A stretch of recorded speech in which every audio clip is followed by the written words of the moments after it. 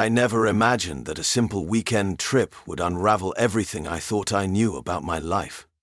My name is Victor, and until recently I thought my marriage was solid, built on trust, understanding, and 8 years of shared history.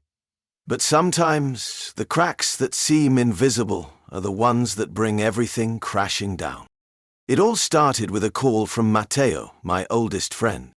"Victor," his voice boomed through the phone, filled with his usual energy. "Listen, it's been too long. I'm inviting you, Marcus, and Dario to the villa this weekend. You need this." Matteo's family owned a vineyard in Tuscany, a sprawling property with a rustic villa that looked like something off a postcard. I hadn't been there in years, not since we were younger, freer, and life hadn't yet weighed us down with responsibilities. "I don't know," I hesitated, staring out the window of my office. "Things at home are complicated." Matteo didn't let me finish. "Exactly why you need a break, my friend. Good wine, beautiful views, and no stress. Trust me, you'll come back a new man." Lady Melissa, her face powdered with lipstick. That night, I brought it up to my wife, Lisa. I expected her to push back. Lately, it felt like every conversation led to an argument, but she surprised me. "You should go," she said with a small smile. "It'll be good for you." Something in her tone didn't sit right with me. Relief, maybe? I couldn't place it, so I brushed it off. The drive to Matteo's villa felt like a trip back in time. The roads wound through rolling hills and olive groves, bathed in the golden glow of late afternoon. I rolled down the window, letting the fresh, earthy air fill the car, and, for the first time in weeks, I felt lighter. Matteo was waiting at the gate when I arrived. "Victor!" he shouted, arms wide, as if it hadn't been years since we last saw each other. "Welcome back." He pulled me into a bear hug, practically dragging me toward the villa. "The others are on their way. You and we'll open the first bottle." The villa was as stunning as I remembered. Stone walls covered in ivy, wooden shutters framing windows that overlooked the endless rows of vines.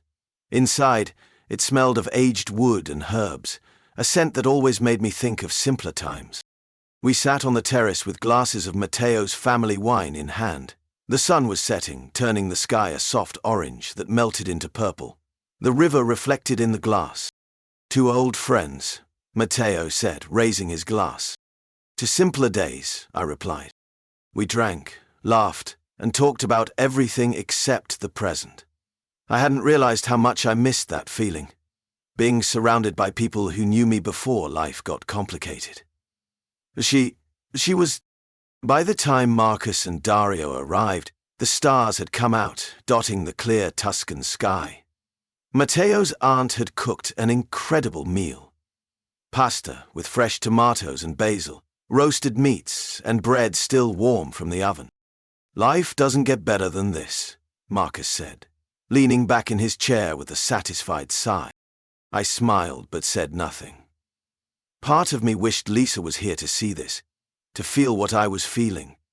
Another part wondered if she would even care.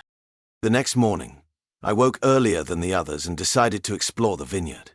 The rows of grapevines stretched out endlessly, their leaves shimmering in the soft morning light.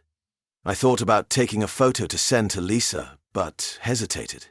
Lately, it felt like she didn't want to hear from me at all. As I walked, Matteo appeared beside me, holding 2 cups of coffee. "You're up early," he said, handing me one. "Couldn't sleep," I replied.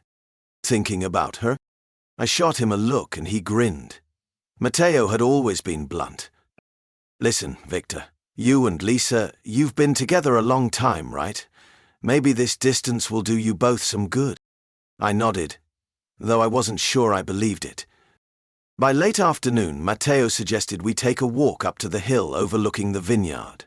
"The view is unbeatable," he promised. "Paces, paces." "No," he prompted. The 4 of us climbed slowly, carrying a bottle of wine and glasses. The hilltop was as breathtaking as Matteo described. The vineyard stretched out like a green ocean, and in the distance, a small chapel stood alone, framed by cypress trees. "This is peace," Dario said, breaking the silence. I opened my mouth to agree, but then I saw something, or rather, someone, moving through the vines below.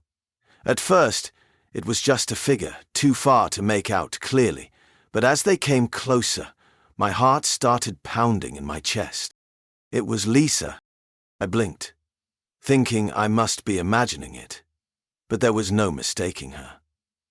She wore a flowing white dress, her hair catching the light as it swayed gently in the breeze. And she wasn't alone. A man walked beside her, his hand resting lightly on her lower back. He leaned in to say something and she laughed, a sound I hadn't heard from her in months. She smiled, and her skin looked so frail, so young. "Victor?" Matteo's voice pulled me back to the present. I didn't answer. My body moved on its own, my legs carrying me down the hill before I even realized what I was doing. "Lisa!" I shouted, my voice cracking. She froze, her head snapping up. For a moment, everything was still. Then the man beside her turned to face me. "Victor," Lisa said, her voice barely audible. What are you doing here?" I asked, my voice raw. "I can explain," she started, but the words sounded rehearsed, like she'd already prepared for this moment. The man stepped forward, extending a hand as though we were meeting under normal circumstances. "I'm Lucas," he said calmly. "I'm James," said Jack. I ignored him, my eyes locked on Lisa. "Explain. What's going on?" I said sharply. "Now." The silence that followed felt unbearable. Lisa looked at me, her face pale and tear-streaked. "It's not what you think," she whispered. "Then tell me what it is," I demanded. Lucas shifted uncomfortably beside her, but didn't say a word. "It's complicated," Lisa said finally. She told him. "Complicated?" I repeated bitterly. "You're here, with him, at a vineyard I wasn't even supposed to visit this weekend. How long has this been going on, Lisa?" She looked away, unable to answer. Her silence told me everything I needed to know. That evening, I sat alone on the terrace, a glass of wine untouched beside me. My friends gave me space, though I could hear their voices drifting through the open window, hushed and concerned. Matteo eventually joined me, sitting quietly for a moment before speaking. "I don't know what to say, Victor." "Neither do I replied. When I returned home, Lisa and I had the conversation I'd been dreading. She admitted everything. How she'd met Lucas months ago at an art show, how it just happened, how she'd felt like we'd been drifting apart for years. "I didn't mean to hurt you," she said, tears streaming down her face. "But you did," I replied. "You threw everything away, Lisa. For what?" Her excuses felt hollow, but a part of me couldn't deny the truth. We had been drifting apart. I just never thought she'd be the one to let go. In the end, we couldn't fix it. Lisa moved out a month later, leaving behind an empty apartment and memories I didn't know what to do with. Now, a year has passed. Tuscany, with its golden hills and endless vineyards, remains one of the most beautiful places I've ever seen.